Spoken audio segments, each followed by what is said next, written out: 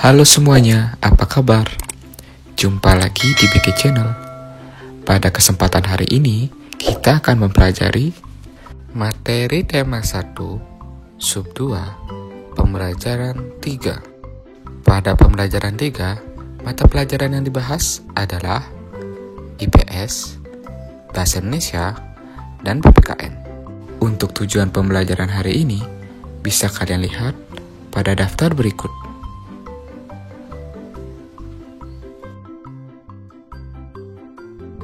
Seperti biasa, sebelum kita memulai pembelajaran hari ini, mari kita berdoa terlebih dahulu agar pembelajaran hari ini berjalan dengan lancar dan lebih bermakna. Berdoa dipersilakan.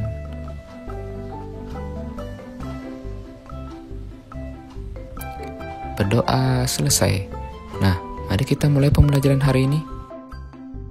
Indonesia merupakan bangsa yang dikaruniai Tuhan dengan sumber daya alam yang sangat beragam dan melimpah, mulai dari keragaman potensi alamnya sampai keadaan penduduknya. Jumlah penduduk Indonesia sekarang ini sekitar 254 juta jiwa. Penduduk tersebut tersebar hampir di 13.466.000 pulau yang ada. Data ini menurut Kepala Badan Informasi Geospasial dari Sabang sampai Merauke. Masing-masing pulau atau wilayah memiliki beragam suku, adat, budaya, ras, agama, dan golongan. Dari sekian banyak penduduk tersebut, juga terdiri atas beragam latar belakang pendidikan, ekonomi, sosial, dan budaya. Sekarang amatilah peta persebaran kepadatan penduduk di Indonesia berikut. Data ini adalah contoh kepadatan penduduk di tahun 2010. Lalu bagaimana cara menentukan kepadatan penduduk tiap pulau? Nah, coba perhatikan kotak di bagian sebelah kiri berikut. Di sini terlihat kotak dengan berbagai warna. Ada yang merah, oranye, kuning, kemudian ada juga yang hijau dan hijau tua. Nah, kepadatan penduduk ini dihitung per kilometer berapa orang. Contohnya yang paling atas, yang berwarna hijau tua ini memiliki kepadatan kurang dari 10 orang per kilometernya. Kemudian semakin rendah warnanya, maka jumlahnya akan semakin padat. Contohnya yang warna merah paling bawah, yang berwarna merah itu memiliki kepadatan lebih dari 1.299 orang per kilometernya. Jadi silakan kalian cocokkan warna tersebut dengan warna peta yang ada di buku. Nah, kemudian berdasarkan peta tersebut, mari kita menjawab pertanyaan-pertanyaan berikut. Nomor 1, pulau manakah yang paling padat penduduknya di Indonesia? Nah, berdasarkan warna, pulau yang memiliki kepadatan penduduk paling banyak adalah Pulau Jawa. Lalu, pulau manakah yang paling sedikit penduduknya di Indonesia? Dari warna, pulau yang paling sedikit penduduknya adalah Pulau Papua. Lalu, berapakah jumlah kepadatan penduduk Provinsi Lampung? Nah, perhatikan peta Provinsi Lampung berikut. Berdasarkan peta dan berdasarkan warna, jumlah kepadatan penduduk Provinsi Lampung adalah sekitar 50-100 orang per kilometernya. Lalu nomor 4, berapa jumlah kepadatan penduduk Provinsi Papua Barat? Berdasarkan warna hijau pada peta, jumlah kepadatan penduduk Papua Barat adalah kurang dari 10 orang per kilometernya. Dan terakhir, berapa jumlah kepadatan penduduk Provinsi tempat tinggalmu? Nah, kalau ini sesuaikan dengan provinsi tempat tinggal kalian. Misalnya Bapak tinggal di Bali. Di sini Bali juga berwarna orange ya, agak tua.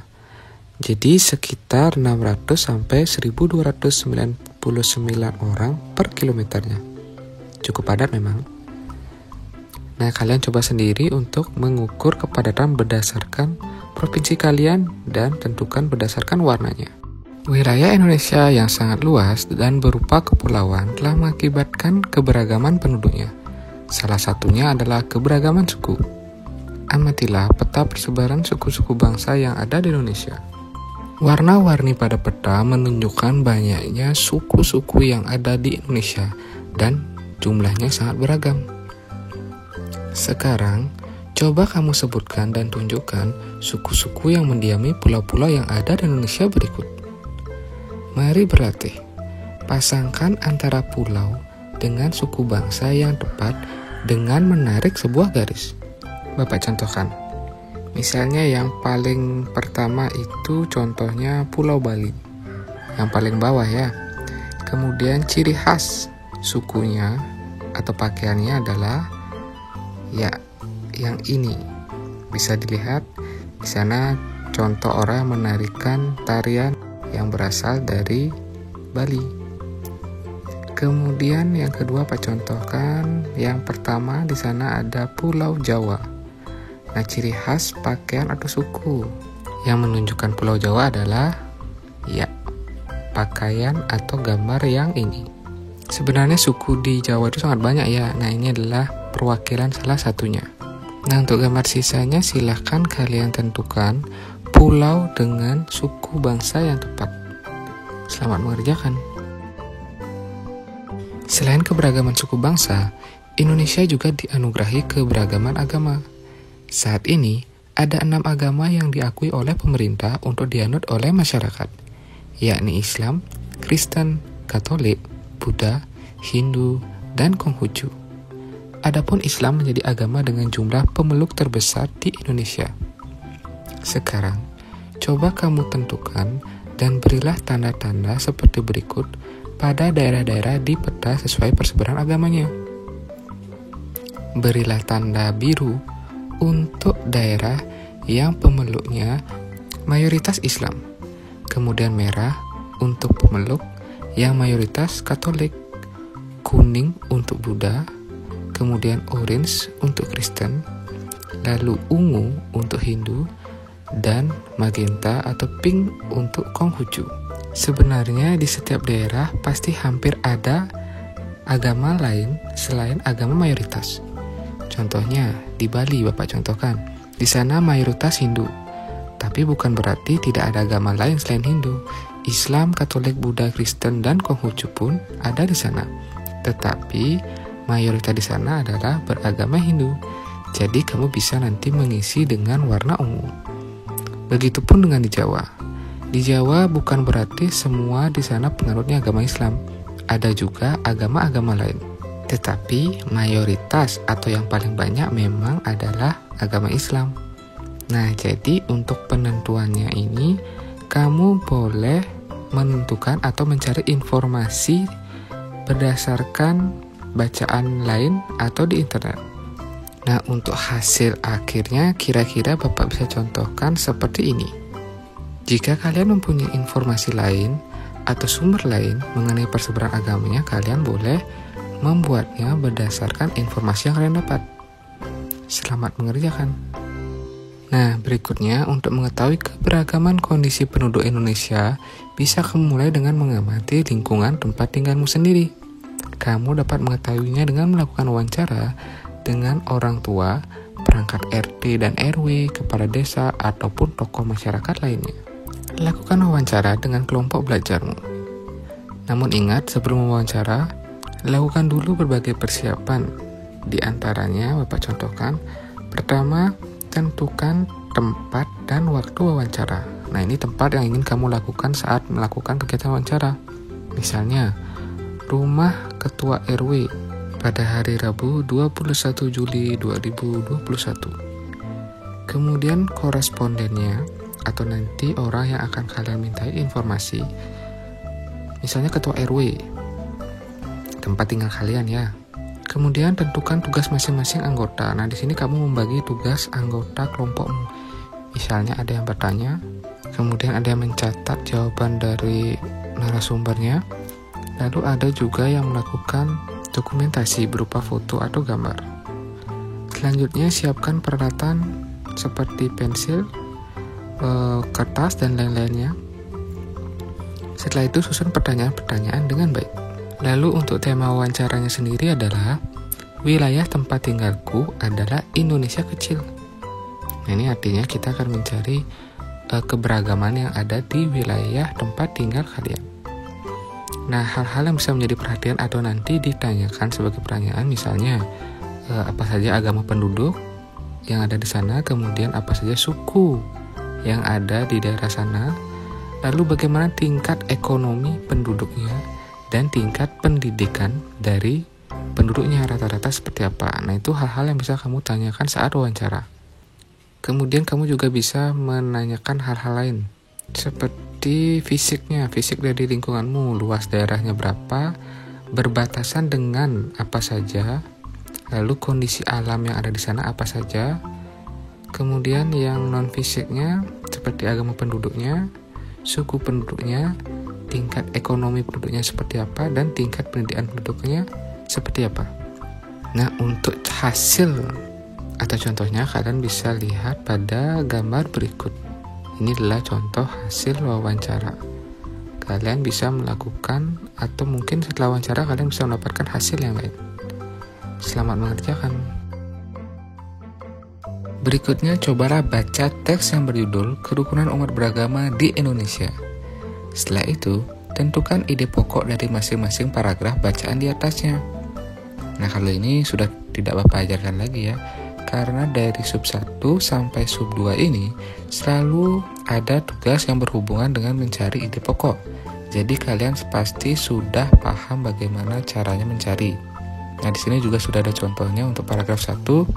Di sana ide pokok terdapat di awal kalimat atau awal paragraf. Nah, untuk paragraf-paragraf berikutnya silahkan kalian cari dengan cara yang sama. Selamat mengerjakan. Menjaga kerukunan beragama merupakan perilaku yang baik yang harus dilakukan oleh siapapun. Hal tersebut juga mencerminkan penerapan nilai-nilai luhur yang terkandung dalam sila Pancasila, terutama sila ketuhanan yang Maha Esa. Setiap sila dalam Pancasila memiliki nilai-nilai luhur yang berbeda satu sama lainnya.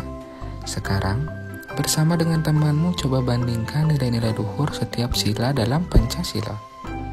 Nah, di sini Bapak akan contohkan masing-masing satu untuk tiap sila dalam Pancasila. Nah, jadi kan nilai luhurnya ada banyak sekali. Bapak akan contohkan satu dan sisanya kalian bisa cari lagi yang lainnya. Misalnya untuk nomor 1 sila pertama yaitu ketuhanan yang Maha Esa. Nilai luhur yang berhubungan dengan sila tersebut adalah mengembangkan sikap menghormati kebebasan dan menjalankan ibadah sesuai agama dan kepercayaan masing-masing. Nah, kalian bisa cari yang lainnya. Kemudian sila kedua berhubungan dengan kemanusiaan yang adil dan beradab. Nah, ini berhubungan dengan adanya harkat dan martabat manusia. Yang ketiga ada sila ketiga, persatuan Indonesia. Nah, ini menumbuhkan rasa cinta dan tanah air terhadap bangsa dan negara. Keempat, yaitu sila kerakyatan yang dipimpin oleh hikmat kebijaksanaan dalam permusyawaratan dan perwakilan. Nilainya adalah sadar akan hak demokrasi, namun tetap memperhatikan harkat dan martabat setiap orang lainnya. Yang terakhir, sila kelima, keadilan sosial bagi seluruh rakyat Indonesia. Salah satu contoh nilainya yaitu melaksanakan pembangunan dan menikmati hasil-hasil pembangunan nasional, namun tetap secara bertanggung jawab. Nah, itu adalah contoh nilai-nilai luhur setiap sila dalam Pancasila. Ada banyak sekali, dan kalian bisa mencari contoh yang lainnya. Selamat mengerjakan. Dalam kehidupan sehari-hari, sering kita jumpai perilaku orang-orang yang tidak mencerminkan nilai-nilai Pancasila. Nah, berikut ini Bapak tampilkan beberapa contoh perilaku yang tidak mencerminkan nilai-nilai Pancasila. Di sini ada lingkungan sekolah, rumah, dan masyarakat. Kalian bisa lihat di lingkungan sekolah banyak perilaku yang tidak sesuai dengan nilai-nilai Pancasila, seperti memilih-milih teman hanya dengan yang kaya saja. Kemudian ada juga menyontek, berkelahi, dan lain-lain. Kemudian di lingkungan rumah, di sini contohnya tidak mau berbagi makanan dengan anggota keluarga lain, bermalas-malasan, membantah orang tua, dan lainnya. Kemudian di lingkungan masyarakat, di sini contohnya tidak mau menjenguk tetangga yang sakit, kemudian melarang orang lain melakukan peribadahan sesuai dengan agamanya, mencuri, dan lain-lain. Nah, itu tadi adalah perilaku-perilaku yang tidak sesuai dengan nilai Pancasila pada kehidupan sehari-hari. Kita harus menghindari perilaku seperti itu. Banyak faktor yang membuat bangsa Indonesia menjadi sebuah bangsa yang besar yang bisa disandingkan dengan bangsa lainnya di dunia. Banyak faktor pula yang menjadikan kita semakin bangga menjadi warga negara Indonesia. Faktor-faktor tersebut antara lain adalah nilai-nilai luhur yang hidup di tengah-tengah masyarakat, kemudian wilayahnya yang luas dan berupa kepulauan, letak geografis dan strategisnya, besarnya jumlah penduduk di Indonesia, beragamnya suku, agama, ras, dan golongan, dan beragamnya budaya, sosial, dan ekonomi. Keberagaman yang dimiliki oleh bangsa Indonesia tidak terlepas dari pengaruh luasnya wilayah Indonesia ini. Wilayah Indonesia yang berupa kepulauan yang terdiri atas pulau besar dan kecil, baik yang berpenghuni maupun yang tidak berpenghuni. Meskipun demikian, keberagaman ini bukanlah menjadi pemecah, justru menjadi pemersatu bangsa dengan berlandaskan Pancasila. Demikian untuk pembelajaran hari ini. Bapak harap apa yang sudah Bapak ajarkan hari ini bisa kalian terima dengan baik, kalian mengerti, dan kalian resapi. Jangan lupa, jaga selalu kesehatan kalian di rumah, rajinlah belajar. Kita akan bertemu pada video pembelajaran selanjutnya. Akhir kata Bapak ucapkan, sampai jumpa.